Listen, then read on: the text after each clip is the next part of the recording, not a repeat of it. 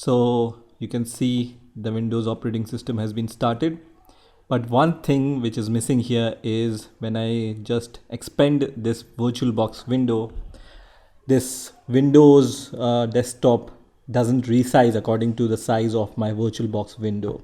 So to solve this problem, I need to install VirtualBox guest editions on my Windows 11 virtual machine. So for that, you just need to click on devices at the top and then click on insert guest edition CD image. So just click on this option. It says insert guest editions CD image. Once you do that, and once you click on File Explorer here, you will be able to see when you click on this PC, this option which says CD drive VirtualBox guest editions. So you can just double click on this option. And from here you can see the setup. So you can just click on this option which says VirtualBox Windows Editions. I'm going to just click on this and then click on yes, and I'm going to minimize the window.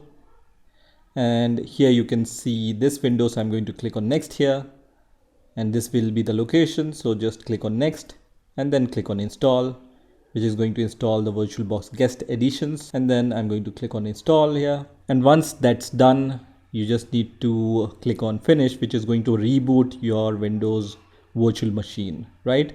So leave it as checked and then click on finish, which is going to restart your Windows 11. And once your Windows 11 restart, I'm going to just provide my password here and then press on enter. And once I'm logged into my Windows 11 operating system, I'm going to try to resize my VirtualBox window and see if my Windows 11 screen is resized or not. So you can see my Windows 11 screen is resized according to the size of my VirtualBox window. So now you can start using Windows 11 on VirtualBox.